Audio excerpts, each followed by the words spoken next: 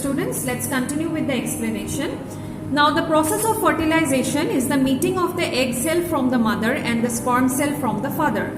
So the new individual inherits some characteristics from the mother and some from the father. Okay, because you know, as I told you, when the zygote will be formed, two cells, two nucleus, they will unite and form one nucleus. So one is the nucleus of the father and one is the nucleus of the mother. So they will unite and form the nucleus of the individual, right? So now the nucleus, we know inside the nucleus you have the genes, okay, G-E-N-E-S, genes. So genes, all of you, I think you have heard about genes, chromosomes, you have heard about chromosomes.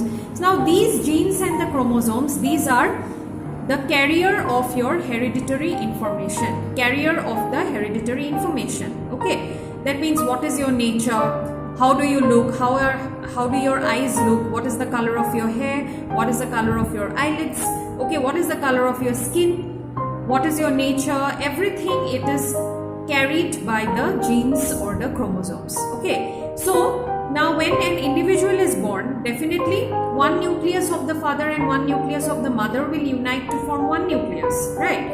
So definitely that individual will have some characteristics of the father and some characteristics of the mother, isn't it? Because they will have the mixture of the characteristics of both father and mother. Maybe your eyes might look like your mother, or the color of your hair may be like your father, color of your skin may be like your mother. So it depends, okay, what kind of characteristics the new nucleus is going to take, okay.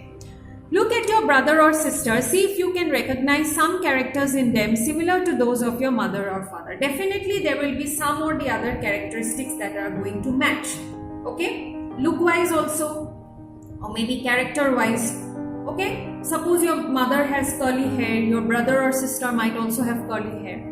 Or suppose your father has brown eyes, your brother or sister might have brown eyes. So some or the other character is definitely going to match, okay. Fertilization, which takes place inside the female body, is called internal fertilization. Whatever development of the baby takes place inside the body of the female, that is called internal fertilization. In human beings, we have internal fertilization in dogs and cats, okay, because development of the baby takes place inside the mother's womb, isn't it? So whatever development occurs, that occurs inside the body of the female, that is why it is called internal fertilization. Internal fertilization occurs in many animals including humans, cows, dogs, hens. Okay, definitely internal fertilization occurs. You will be surprised to know that in many animals fertilization takes place outside the body of the female also. Okay, like in human beings or in cats, in dogs, only the baby is delivered, but the complete development of the baby takes place inside the body of the female, right? But in others, like in frogs, you will find that the development of the baby, it takes place outside the body of female, doesn't take place inside the body of the female, okay. In these animals, fertilization takes place in water, okay. Water is the medium where the development of the baby will take place. The female is only going to lay the egg, okay. The development of the entire baby will take place in water, that is outside the body of the female. So such kind of fertilization is called external fertilization. Now, very interesting topic, that is in vitro fertilization or IVF. I think you must have heard about IVF. Nowadays, you know, fertilization, it mostly occurs in through IVF, okay. In some, maybe the female is unable to deliver the baby or some other complications, then the fertilization can occur through IVF. Okay, what is IVF? That I'll tell you. In some women, the oviducts are blocked. So oviducts were the passage through which the eggs will reach the uterus, isn't it? So those oviducts may be blocked or they might be very small, okay, in some females. These women are unable to bear babies because sperms cannot reach the egg for fertilization. Because sperms will travel through the oviduct and it will reach the ovary. In the ovary, fertilization will occur. Okay, but if the oviducts are blocked, how will the sperms reach the uterus? Okay. In such case, doctors collect freshly released egg and sperms and keep them together for a few hours for IVF or in vitro fertilization, means fertilization outside the body. So what will happen? The doctors will collect the sperms from the father and the eggs from the mother.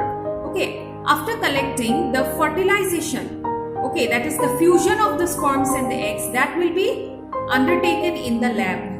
Okay, that will be undertaken in the laboratory, because the fusion of the sperm and the egg cannot occur inside the body of the female, because the sperms cannot reach the egg since the oviducts are blocked. Okay, so the fusion of the sperms and the eggs will occur in the laboratory.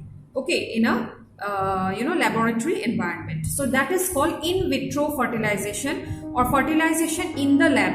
In vitro means it is in the laboratory, or you can say fertilization outside the body. Okay. In case fertilization occurs, the zygote is allowed to develop for about a week. Then it is placed in the mother's uterus. Okay. So zygote will be developed in the lab. Okay. After the union of the sperm and the egg, the zygote will be developed in the lab. After the zygote is developed, that zygote will be injected directly in the uterus of the mother. Okay, the zygote will be directly planted or injected in the uterus of the mother. Okay, complete development takes place in the uterus and the baby is born like any other baby. So now the baby will be born like any other baby. In 9 months, it will be inside the mother's womb and then the baby will be delivered. Okay. So babies born through this technique are called test tube babies. Why test tube? Because test tubes basically we have in the lab. So that is why just the name test tube babies. This term is actually misleading because babies cannot grow in test tubes. That is not possible, isn't it? Test tubes are very small. But why the term test tube is used? Because it is done in the lab. Development of the zygote occurs in the lab. That is why the term is used as test tube babies. Okay.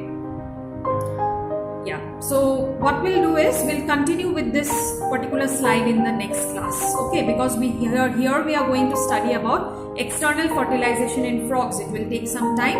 So this we'll do in the next class. So thank you for today. I hope you have understood. Okay, thank you so much and have a nice day.